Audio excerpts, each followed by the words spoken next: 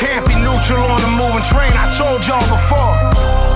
You can't believe everything that your teacher tell you. Who was your teacher? Your teacher just learned what they was taught. How do you know what they was taught was correct? Yeah, I mean, dig into the real history of this country and the fact that it was built on blood. You can't be neutral on a moving train. Welcome to You Can't Be Neutral, a political podcast inspired by Howard Zinn and progressive and radical activism, taking a look at society, media, and politics. You can follow You Can't Be Neutral on Twitter at YCBNeutral. You can find out more, including all the back episodes, at youcan'tbeneutral.com. On that site, you'll find links to my other work, and you'll also find links to make a donation. You can make a one-time or recurring donation to keep this podcast free and independent. First up is a piece published at movingtrainmedia.com on 9/11. The hijacking of flights on September 11, 2001, and the use of those hijacked aircraft to attack buildings in New York and Virginia, as well as the failed attempt which crashed in Pennsylvania, was a tragedy. The response by the U.S. government, supported by the American public, was a greater tragedy.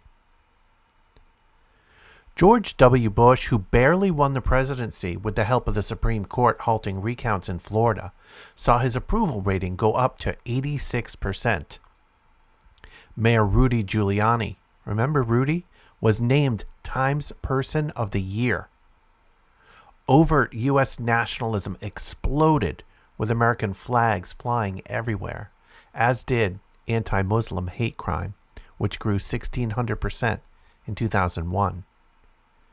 Anti-Muslim hate crime in the U.S. remains at about 5 times the rate it was prior to 9/11. After the attacks on 9/11, the U.S. government and media set into motion its latest plans for war. The U.S. government always has plans for war. It is how empires function. Always planning and waiting and instigating for a triggering action that'll give them the cover they need to bend the will of the people towards another war, another bombing, another, quote, intervention, to expand the empire and gain strategic advantage and access to wealth and resources. In its relentless pursuit of the wars in Afghanistan and Iraq, the U.S. government media complex lied. Quote, "They hate our freedoms," said George Bush, who should have known that they mostly hated our actions, especially our use of Saudi territory to attack Iraq in the first Iraq War. And of course, the U.S. government strung together a relentless litany of lies to propagandize the public that Saddam Hussein was evil and was a threat to the U.S., culminating in Colin Powell's infamous presentation to the United Nations Security Council. The U.S. media pushed all of these lies out to the public with virtually no dissent. In its relentless pursuit of the wars in Afghanistan and Iraq, the U.S. government media complex concealed evidence. It continues to conceal evidence gathered in the FBI investigation of 9/11, some of which, it is expected, implicates Saudi Arabia. Biden has ordered that more of that evidence be declassified over the next 6 months. In its relentless pursuit of the wars in Afghanistan and Iraq, the U.S. government media complex rejected opportunities to avoid war. The Taliban made overtures to turn over Osama bin Laden to a neutral party for trial before 9/11, for the U.S. Embassy attacks in Kenya and Tanzania, and for the USS Cole attack. The U.S. government ignored the offers.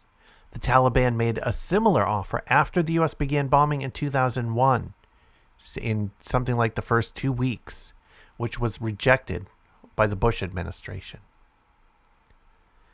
Empires require propaganda as well as brute force to maintain themselves, and the U.S. government has developed one of the most impressive propaganda systems in the modern era.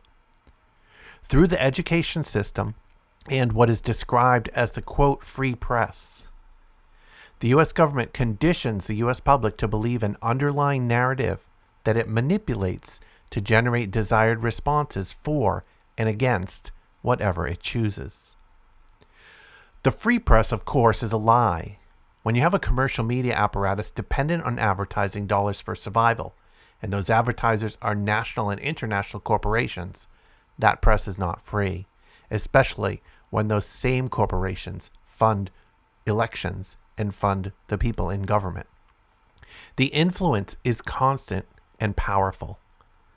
While MSNBC launched a regular program with Phil Donahue in the summer of 2002, they promptly canceled it in February 2003 when it was the highest rated show on the network for its potential of becoming, quote, a home for the liberal anti-war agenda, as the U.S. government and the rest of the commercial media beat the drums for war in Iraq.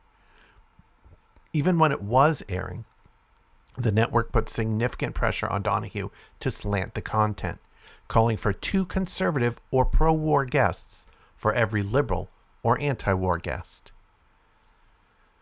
So thus was born the, quote, war on terrorism, and the nation applauded, not realizing that terrorism was not an entity with whom you could go to war. Terrorism can be used outside of war, but is also a tactic of war and is inevitably practiced by both sides in nearly every war.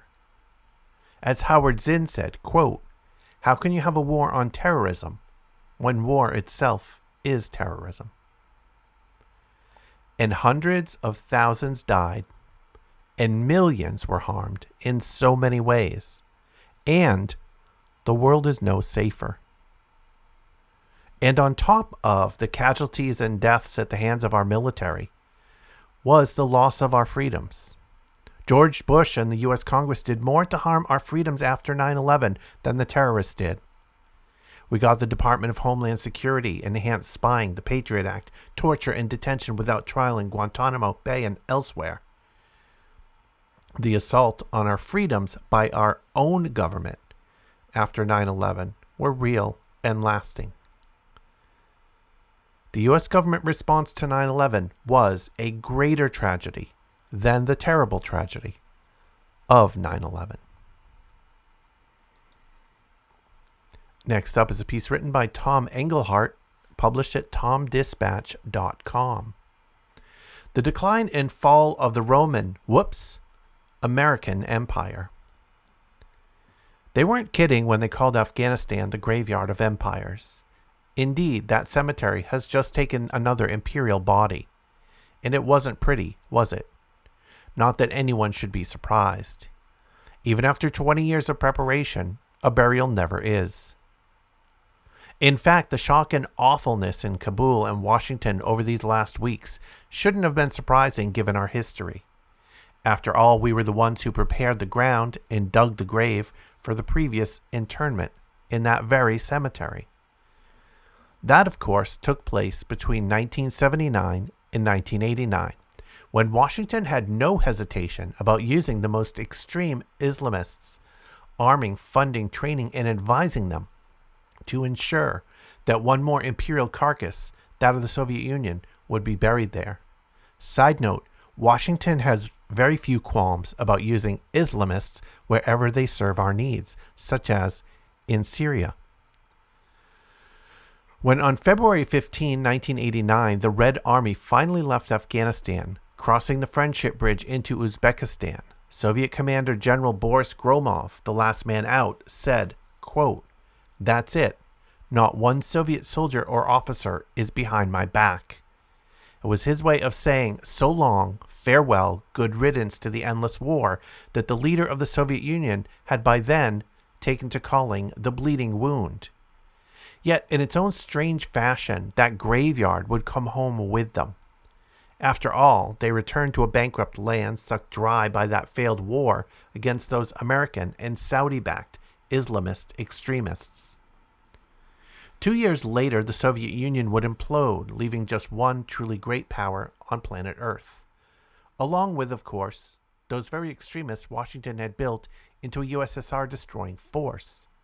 Only a decade later, in response to an air force manned by 19 mostly Saudi hijackers dispatched by Osama bin Laden, a rich Saudi prince who had been part of our anti-Soviet effort in Afghanistan, the world's, quote, sole superpower, would head directly for that graveyard, as bin Laden desired.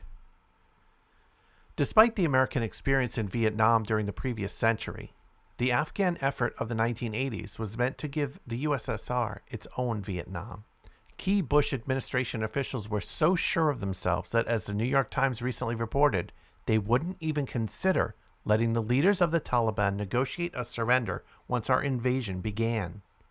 On September 11, 2001, in the ruins of the Pentagon, Secretary of Defense Donald Rumsfeld had already given an aide these instructions, referring not just to bin Laden, but Iraqi ruler Saddam Hussein. Quote, "Go massive, sweep it up, all up, things related and not." Now, he insisted, the United States is not inclined to negotiate surrenders. Allow a surrender and have everything grind to a disappointing halt? Not a chance. Not when the Afghan war was the beginning of what was to be an American triumph of global proportions. After all, the future invasion of Iraq and the domination of the oil-rich greater Middle East by one and only power on the planet were already on the agenda.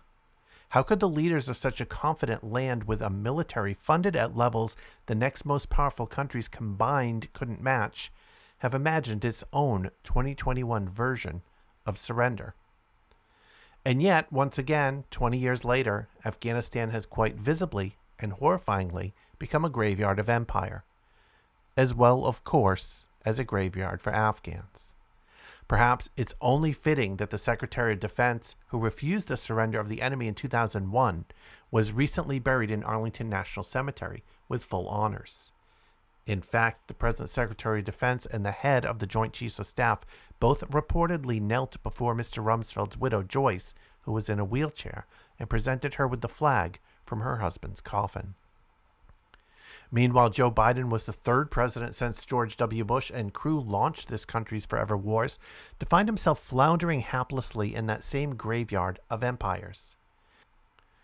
If the Soviet example didn't come to mind, it should have, as Democrats and Republicans, President Biden and former President Trump, flailed at each other over the supposedly deep feelings for the poor Afghans being left behind, while this country withdrew its troops from Kabul airport in a land where, quote, rest in peace, has long had no meaning. Here's the thing, though.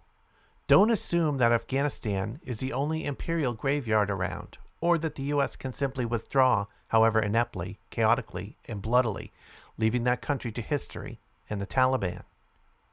Put another way, even though events in Kabul and its surroundings took over the mainstream news recently, the Soviet example should remind us that when it comes to empires, imperial graveyards are hardly restricted to Afghanistan. In fact, it might be worth taking a step back to look at the big picture.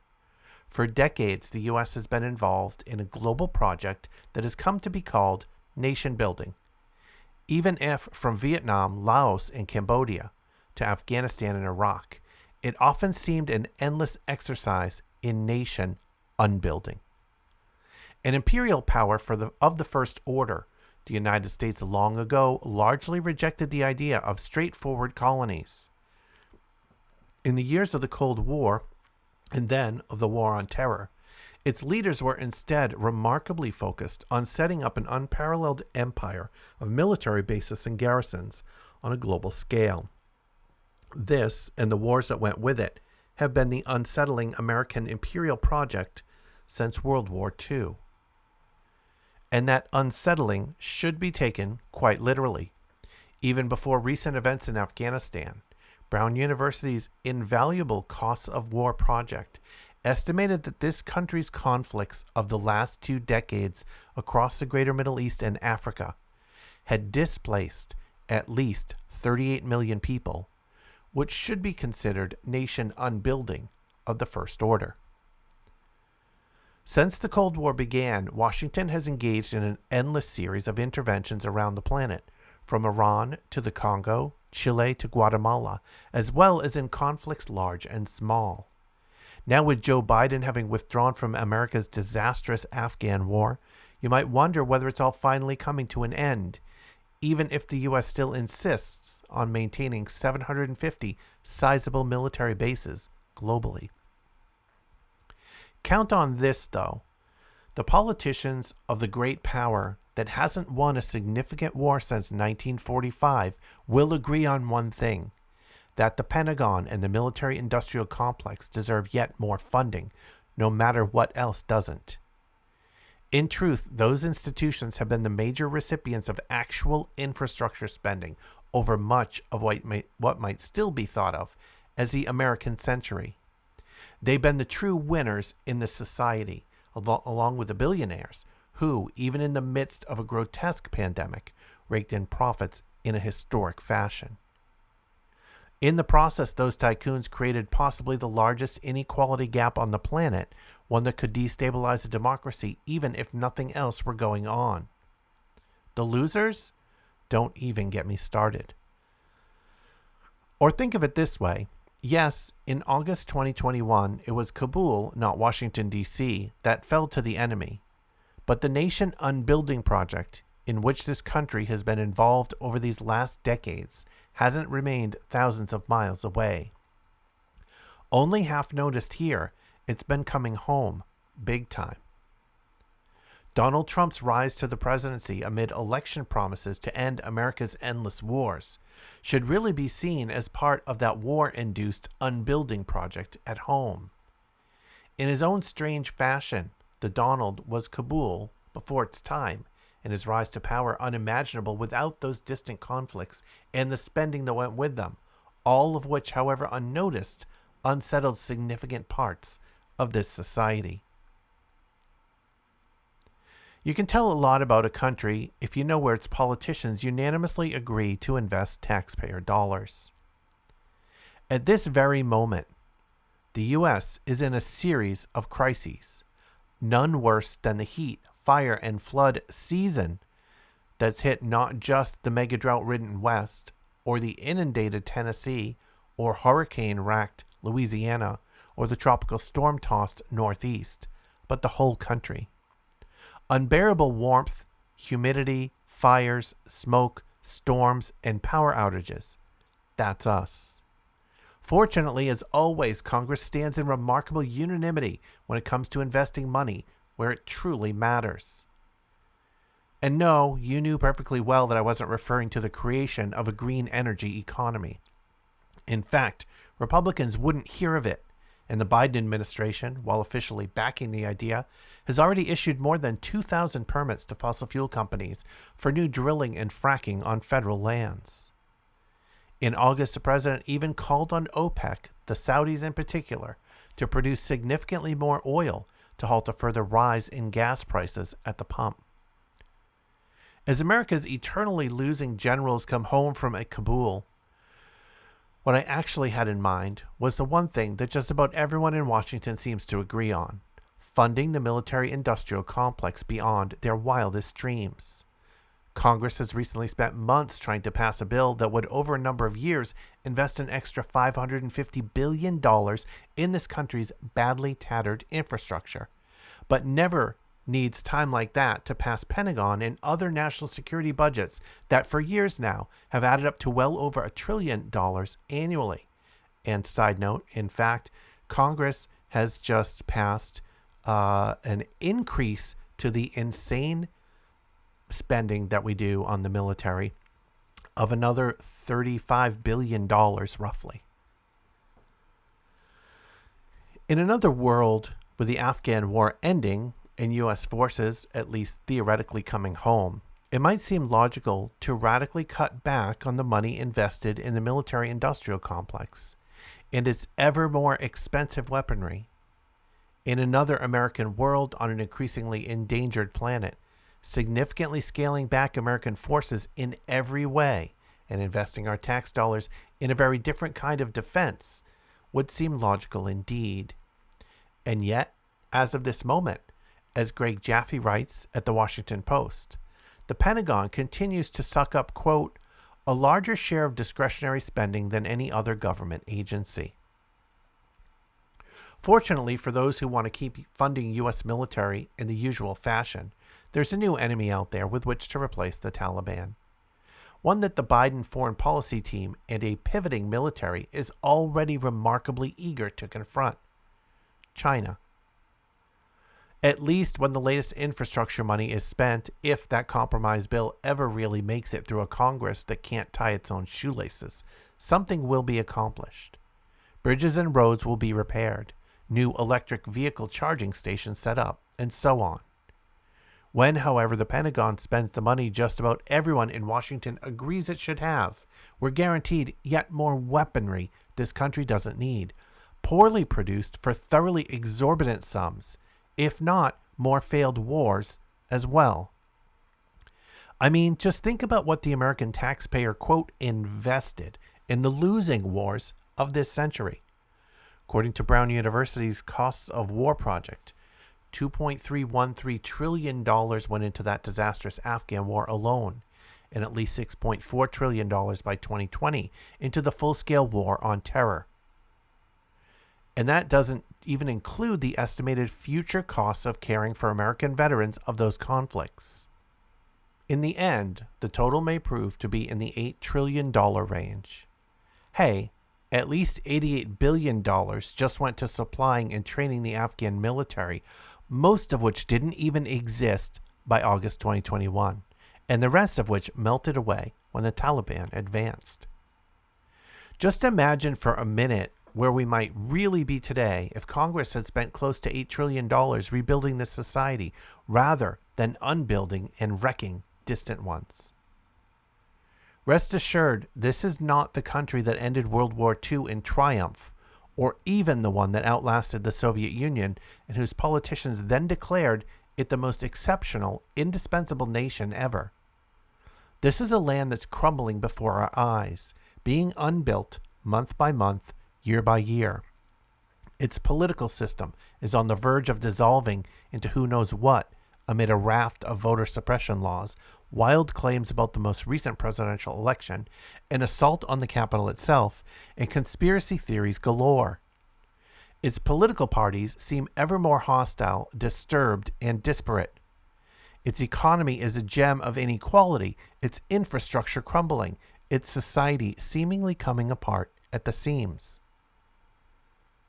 And on a planet that could be turning into a genuine graveyard of empires and of so much else, keep in mind that if you're losing your war with climate change, you can't withdraw from it. You can't declare defeat and go home. You're already home in the increasingly dysfunctional, increasingly unbuilt U.S. of A. Next up is a piece published at commondreams.org, written by Sam Pizzigatti. We denizens of the 21st century have become somewhat accustomed, inured might be the better word, to the murderous mass violence of modern warfare. We shouldn't find that at all surprising. The 20th century that gave most of us birth, after all, rates as the deadliest century in human history. Upwards of 75 million people died in World War II alone. Millions more have died in, quote, little wars since, including the nearly 250,000 who perished during the 20 years of the U.S. military war in and on Afghanistan. But for our forebears back in the early decades of the 20th century, the incredible deadliness of modern warfare came as something of a shock. The carnage of World War I, with its 40 million dead, left people worldwide searching for new international arrangements that could prevent any repeat of modern war's horror. The Paris Peace Conferences of 1919 launched the League of Nations and sparked a series of additional global parleys. The Washington Disarmament Conference of 1920-22, the Geneva Arms Control Conference of 1925, the Geneva Disarmament Conference of 1927. In 1928, the world's top nations even signed an agreement that renounced war as an instrument of national policy. All of these steps would prove hopelessly inadequate to the task at hand. By the mid-1930s, the world was swimming in a weapons of war sea, and people still reeling for World War I, the Great War, wanted to know why. In the United States, peace seekers would follow the money to find out. Many of America's moguls, they soon realized, were getting even richer off preparing for war. These merchants of death, the era's strikingly vivid label for war profiteers, had a vested interest in perpetuating the sorts of arms races that make wars more likely. America needed, millions of Americans believed, to take the profit out of war. On Capitol Hill, the Democratic Senate majority set up a special committee to investigate the munitions industry and named a progressive Republican, North Dakota's Gerald Nye, to chair it. War and preparation for war, Nye noted at the panel's founding in 1934, had precious little to do with either national honor or national defense. War had become, quote, a matter of profit for the few. The tag merchants of death has long since disappeared from our American political lexicon, but the problem Nye named remains. Our contemporary corporate moguls are continuing to get rich off the preparations that make wars more likely and massively multiply death counts when the actual shooting starts. America's longest war, the war in Afghanistan, offers but the latest example. We won't know for some time the total haul of our corporate executive class off the Afghan war's 20 years. But Institute for Policy Studies analysts Brian Wakamo and Sarah Anderson have come up with some initial calculations for 3 of the top Department of Defense contractors active in Afghanistan over the 2016 to 2020 years. The total compensation for the CEOs at these 3 corporate giants, Fluor, Raytheon, and Boeing, amounted to $236 million. The overall personal haul for our current-day merchants of death from the carnage in Afghanistan?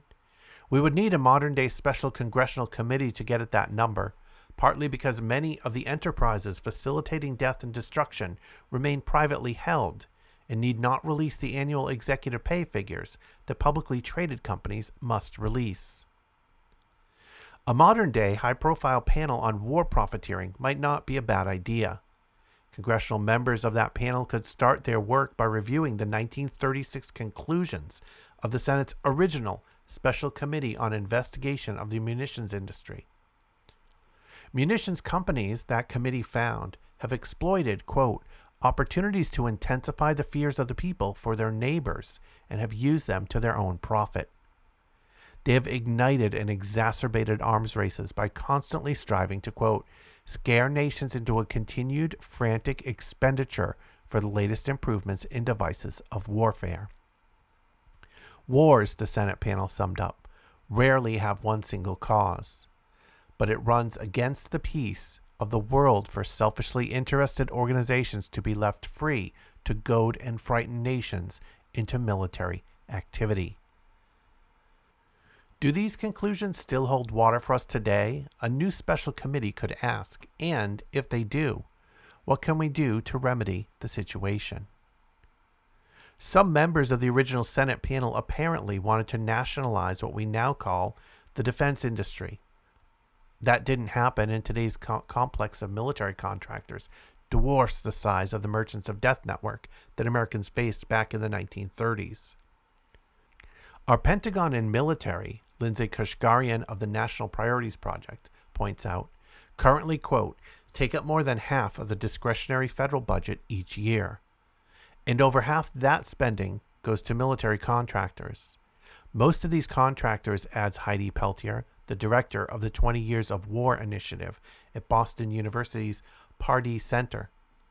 Not Party Center, Pardee Center. Essentially operate as monopolies.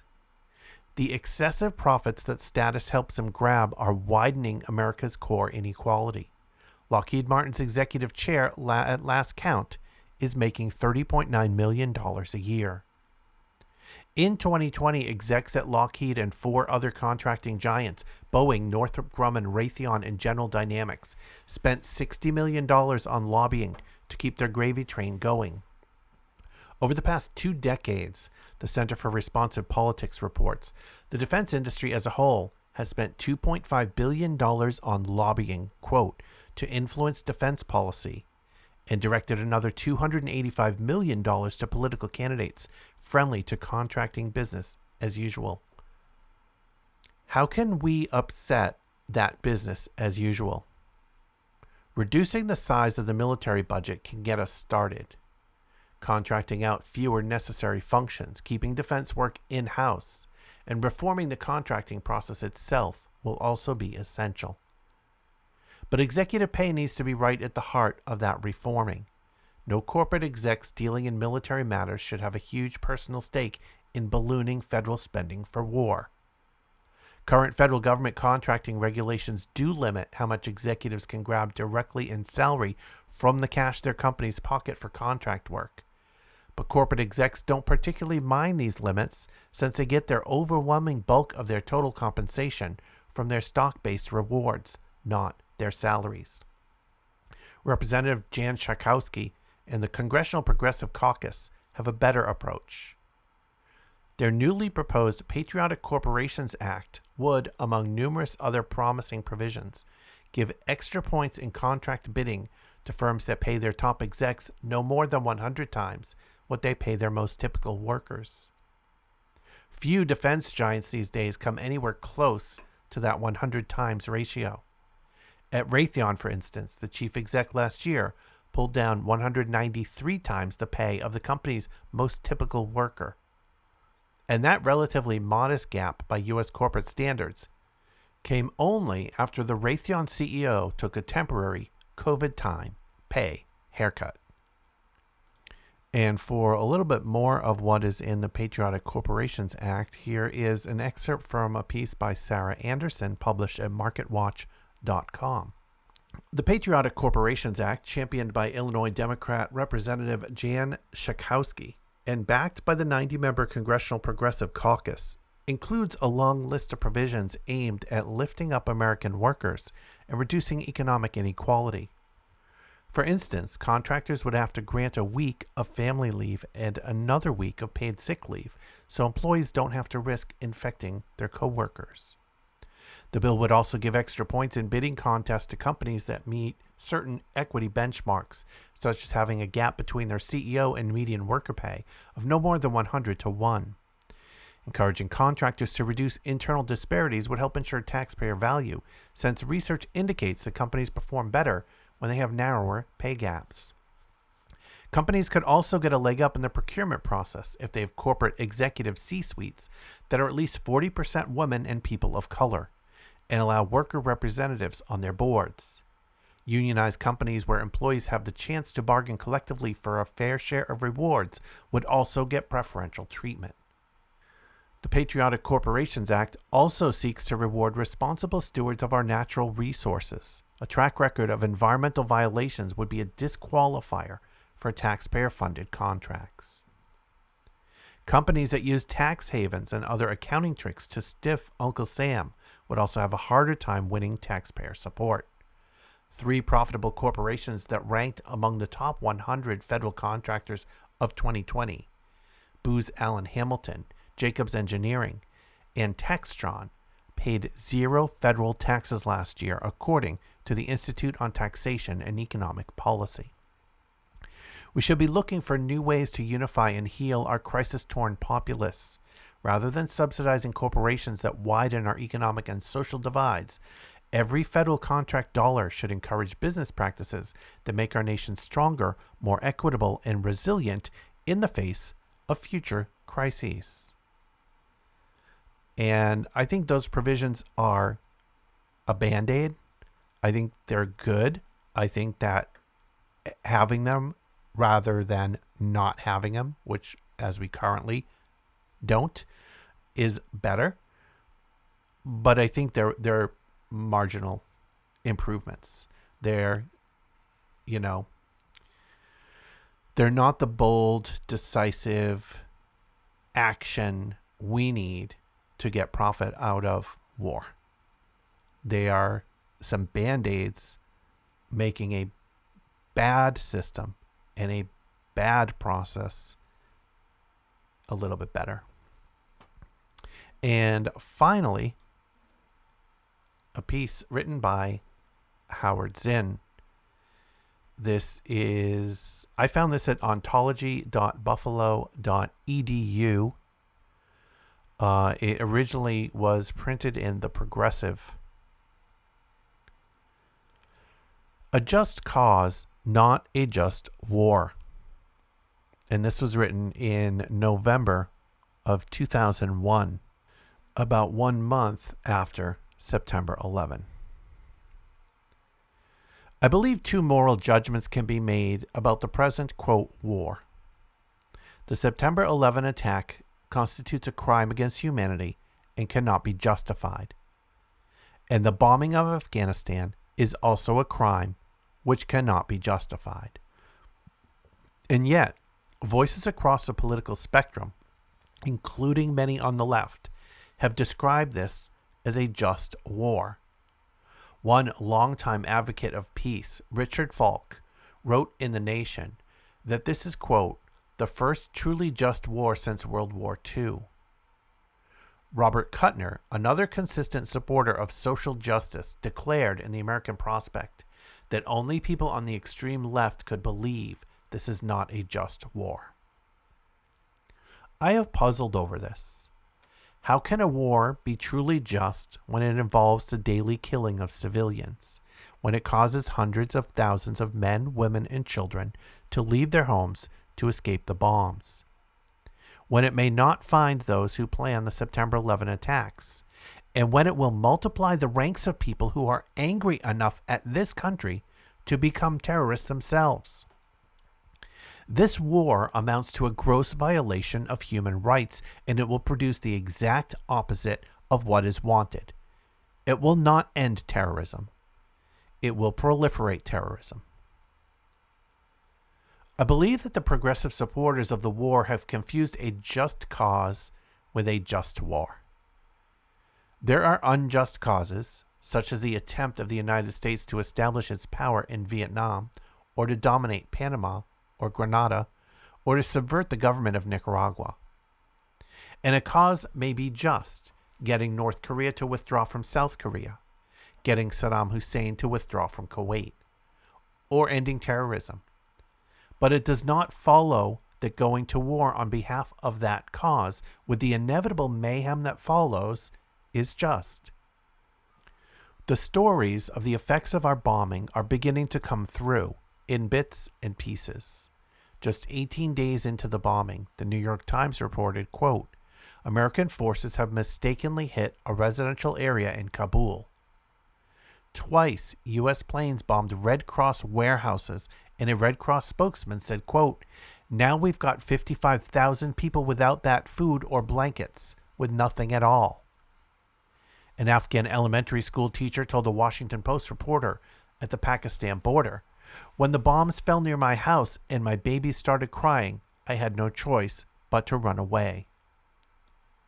A New York Times report, quote, the Pentagon acknowledged that a Navy FA-18 dropped a 1,000-pound bomb on Sunday near what officials called a center for the elderly. The United Nations said the building was a military hospital. Several hours later, a Navy F-14 dropped two 500-pound bombs on a residential area northwest of Kabul. A UN official told a New York Times reporter that an American bombing raid on the city of Herat had used cluster bombs, which spread deadly bomblets over an area of 20 football fields. This, the Times reporter wrote, was the latest of a growing number of accounts of American bombs going astray and causing civilian casualties. An AP reporter was brought to Karam, a small mountain village hit by American bombs, and saw houses reduced to rubble. Quote, in the hospital in Jalalabad, 25 miles to the east, doctors treated what they said were 23 victims of bombing at Karam. One, a child barely 2 months old, swathed in bloody bandages, according to the account. Another child, neighbor said, was in the hospital because the bombing raid had killed her entire family. At least 18 fresh graves were scattered around the village. The city of Kandahar, attacked for 17 straight days, was reported to be a ghost town, with more than half of its 500,000 people fleeing the bombs. The city's electrical grid had been knocked out. The city was deprived of water since the electrical pumps could not operate. A 60-year-old farmer told the AP reporter, quote, "We left in fear of our lives. Every day and every night we hear the roaring and roaring of planes. We see the smoke, the fire. I curse them both, the Taliban and America." A New York Times report from Pakistan 2 weeks into the bombing campaign told of wounded civilians coming across the border. Quote, "Every half hour or so throughout the day, someone was brought across on a stretcher. Most were bomb victims, missing limbs or punctured by shrapnel. A young boy, his head and one leg wrapped in bloodied bandages, clung to his father's back as the old man trudged back to Afghanistan." That was only a few weeks into the bombing, and the result had already been to frighten hundreds of thousands of Afghans into abandoning their homes and taking to the dangerous, mine-strewn roads. The, quote, "war against terrorism" has become a war against innocent men, women, and children who are in no way responsible for the terrorist attack on New York. And yet, there are those who say this is a just war. Terrorism and war have something in common. They both involve the killing of innocent people to achieve what the killers believe is a good end. I can see an immediate objection to this equation. They, the terrorists, deliberately kill innocent people. We, the war makers, aim at, quote, "military targets," and civilians are killed by accident as, quote, "collateral damage." Is it really an accident when civilians die under our bombs? Even if you grant that the intention is not to kill civilians, if they nevertheless become victims again and again and again, can this be called an accident?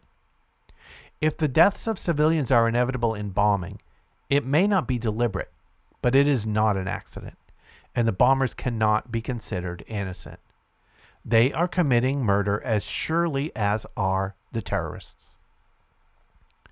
The absurdity of claiming innocence in such cases becomes apparent when the death tolls from, quote, "collateral damage" reach figures far greater than the lists of the dead from even the most awful act of terrorism.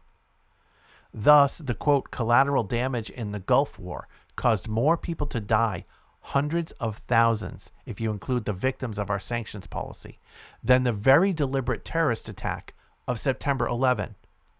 The total of those who have died in Israel from Palestinian terrorist bombs is somewhere under 1,000.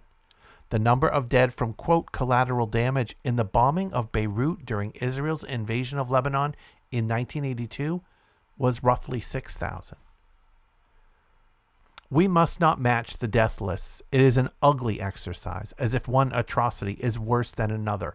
No killing of innocents, whether deliberate or, quote, "accidental," can be justified.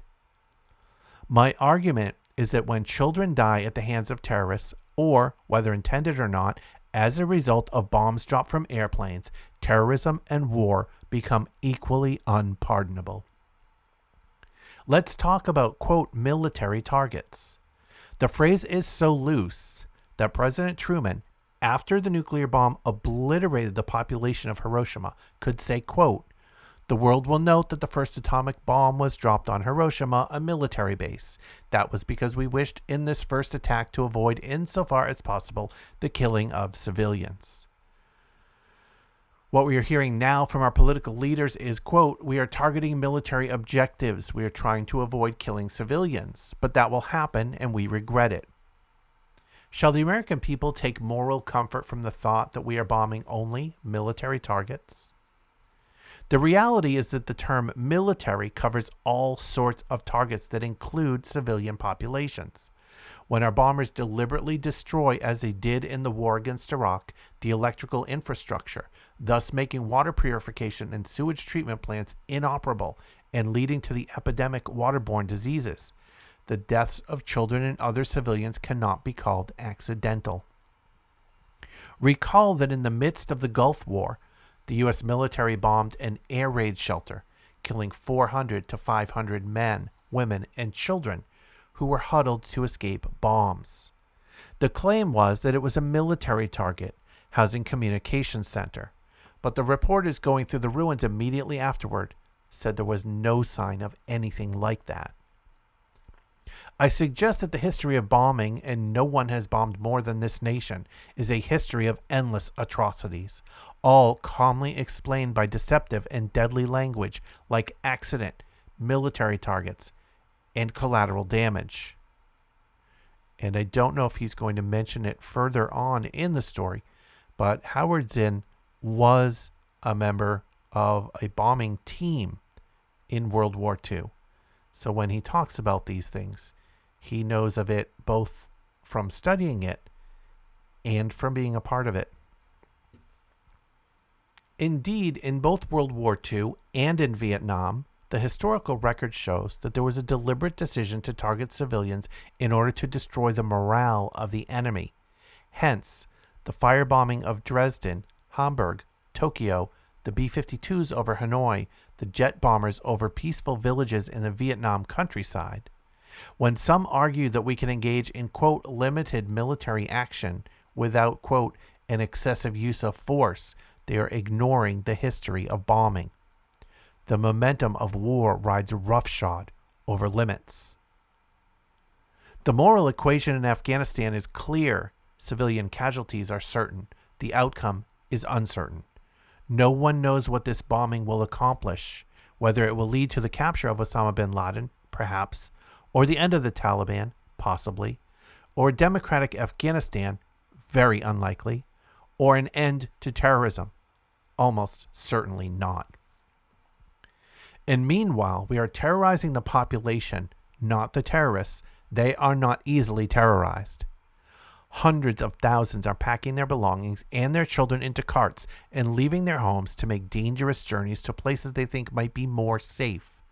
Not one human life should be expended in this reckless violence called a war against terrorism. We might examine the idea of pacifism in the light of what is going on right now. I have never used the word pacifist to describe myself because it suggests something absolute, and I am suspicious of absolutes. I want to leave openings for unpredictable possibilities. There might be situations, and even such strong pacifists as Gandhi and Martin Luther King believed this, when a small, focused act of violence against a monstrous, immediate evil would be justified. In war, however, the proportion of means to ends is very, very different. War, by its nature, is unfocused, indiscriminate, and especially in our time, when the technology is so murderous, inevitably involves the deaths of large numbers of people and the suffering of even more. Even in the, quote, small wars, Iran versus Iraq, the Nigerian war, the Afghan war, 1 million people die. Even a tiny war, like the one we waged in Panama, 1,000 or more die. Scott Simon of NPR wrote a commentary in the Wall Street Journal on October 11, entitled, "Even Pacifists Must Support This War." He tried to use the pacifist acceptance of self-defense, which approves a focused resistance to an immediate attacker, to justify this war, which he claims is, quote, self-defense. But the term self-defense does not apply when you drop bombs all over a country and kill lots of people other than your attacker. And it doesn't apply when there is no likelihood that it will achieve its desired end. Pacifism, which I define as a rejection of war, rests on a very powerful logic. In war, the means, indiscriminate killing, are immediate and certain. The ends, however desirable, are distant and uncertain. Pacifism does not mean appeasement. That word is often hurled at those who condemn the present war on Afghanistan and is accompanied by references to Churchill, Chamberlain, Munich. World War II analogies are conveniently summoned forth when there is a need to justify a war, however irrelevant to a particular situation. As a suggestion that we withdraw from Vietnam or not make war on Iraq, the word appeasement was bandied about. The glow of the, quote, good war has repeatedly been used to obscure the nature of all the bad wars we have fought since 1945. Let's examine that analogy. Czechoslovakia was handed to the voracious Hitler to appease him. Germany was an aggressive nation expanding its power, and to help it in its expansion was not wise. But today we do not face an expansionist power that demands to be appeased. We ourselves are the expansionist power. Troops in Saudi Arabia, bombings of Iraq, military bases all over the world, naval vessels on every sea, and that, along with Israel's expansion into the West Bank and Gaza Strip, has aroused anger. It was wrong to give up Czechoslovakia to appease Hitler. It is not wrong to withdraw our military from the Middle East, or for Israel to withdraw from the occupied territories, because there is no right to be there. That is not appeasement. That is justice. Opposing the bombing of Afghanistan does not constitute giving in to terrorism or appeasement. It asks that other means be found than war to solve the problems that confront us. King and Gandhi both believed in action, nonviolent direct action, which is more powerful and certainly more morally defensible than war. To reject war is not to turn the other cheek, as pacifism has been caricatured. It is, in the present instance, to act in ways that do not imitate the terrorists. The United States could have treated September 11 attack as a horrific criminal act that calls for apprehending the culprits, using every device of intelligence and investigation possible. Could have gone to the United Nations to enlist the aid of other countries in their pursuit and apprehension of the terrorists. There was also the avenue of negotiations. And let's not hear, what? Negotiate with those monsters? The United States negotiated with, indeed, brought into power and kept in power some of the most monstrous governments in the world. Before Bush ordered the bombers, the Taliban offered to put bin Laden on trial. This was ignored. After 10 days of air attacks, when the Taliban called for a halt to the bombing and said they would be willing to talk about handing bin Laden to a third country for trial, the headline the next day in the New York Times read, "President rejects offer by Taliban for negotiations." And Bush was quoted as saying, quote, "When I said no negotiations, I meant no negotiations." That is the behavior of someone hell-bent on war. There were similar rejections of negotiating possibilities at the start of the Korean War, the war in Vietnam, the Gulf War, and the bombing of Yugoslavia. The result was an immense loss of life and incalculable human suffering. International police work and negotiations were, still are, alternatives to war. But let's not deceive ourselves. Even if we succeeded in apprehending bin Laden, or, as is unlikely, destroying the entire Al-Qaeda network, that would not end the threat of terrorism, which has potential recruits far beyond Al-Qaeda. To get at the roots of terrorism is complicated. Dropping bombs is simple. It is an old response to what everyone acknowledges is a very new situation. At the core of unspeakable and unjustifiable acts of terrorism are justified grievances felt by millions of people who would not themselves engage in terrorism, but from whose ranks terrorists spring. Those grievances are of two kinds: the existence of profound misery, hunger, illness in much of the world, contrasted to the wealth and luxury of the West, especially the United States, and the presence of American military power everywhere in the world, propping up oppressive regimes and repeatedly intervening with force to maintain U.S. hegemony. This suggests actions that not only deal with the long-term problem of terrorism, but are in themselves just. Instead of using 2 planes a day to drop food on Afghanistan and 100 planes to drop bombs, which have been making it difficult for the trucks of international agencies to bring in food, use 102 planes to bring food. Take the money allocated for our huge military machine and use it to combat starvation and disease around the world. 1/3 of our military budget would annually provide clean water and sanitation facilities for the billions of people in the world who have none. Withdraw troops from Saudi Arabia because their presence near the holy shrines of Mecca and Medina angers not just bin Laden, We need not care about angering him, but huge numbers of Arabs who are not terrorists. Stop the cruel sanctions on Iraq, which are killing more than 1,000 children every week without doing anything to weaken Saddam Hussein's tyrannical hold over the country. Insist that Israel withdraw from occupied territories, something that many Israelis also think is right and which will make Israel more secure than it is now. In short, let us pull back from being a military superpower and become a humanitarian superpower. Let us be a more modest nation. We will then be more secure. The modest nations of the world don't face the threat of terrorism.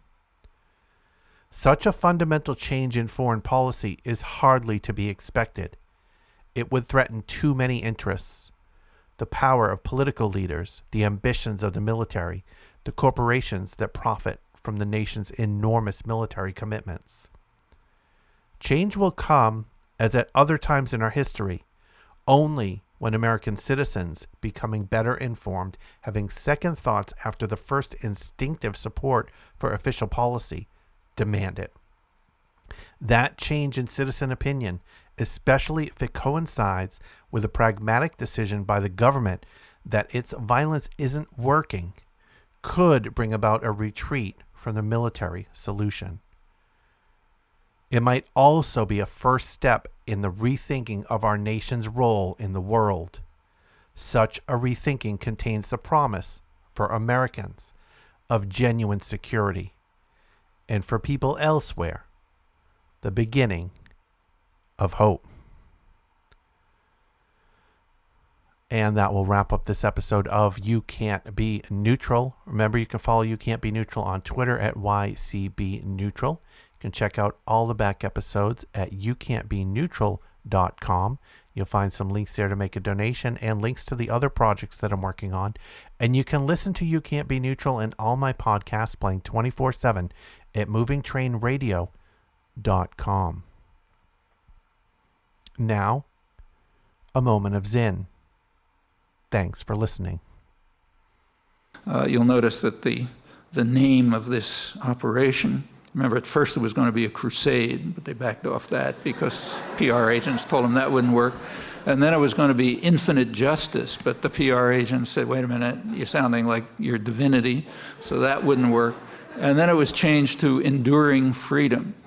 We know what that means, but nobody has yet pointed out, fortunately, that there's an ambiguity there. To endure means to suffer, and there are plenty of other people around the world who have endured what we call freedom. Again, fortunately, we have a very well-behaved, educated class, so nobody has yet pointed out this ambiguity. But if it's done, there'll be another problem to deal with. But if we can back off enough so that some more or less independent agency, maybe the UN, maybe credible NGOs, can take the lead in trying to reconstruct something from the wreckage with plenty of assistance, and we owe it to them, then maybe something would come out. Beyond that, there are other problems. We certainly want to reduce the level of terror, certainly not escalate it. There's one easy way to do that, and therefore it's never discussed, namely stop participating in it. That would automatically reduce the level of terror enormously, but that you can't discuss. Well, we ought to make it possible to discuss it. So that's one easy way to reduce the level of terror. Beyond that, we should rethink the kinds of policies, and Afghanistan's not the only one, in which we organize and train terrorist armies. That has effects. We're seeing some of the effects now. September 11th is one. Rethink it. Rethink the policies that are creating a reservoir of support. Exactly what the bankers and lawyers and so on are saying in places like Saudi Arabia, and on the streets it's much more bitter, as you can imagine. That's possible. Those policies aren't graven in stone. And furthermore, there are opportunities. It's hard to find many rays of light in the last couple of weeks, but one of them is that there is an increased openness. Lots of issues are open for discussion, even in elite circles, certainly among the general public, that were not a couple of weeks ago. That's dramatically the case. I mean, if a newspaper like, say, USA Today can run a very good article, serious article on life in the Gaza Strip, there's been a change. The things I mentioned in the Wall Street Journal, that's change. And among the general public, I think there's much more openness and willingness to think about things that were under the rug and so on. These are opportunities, and they should be used, at least by people who accept the goal of trying to reduce the level of violence and terror, including potential threats that are extremely severe, could make even September 11th pale into insignificance.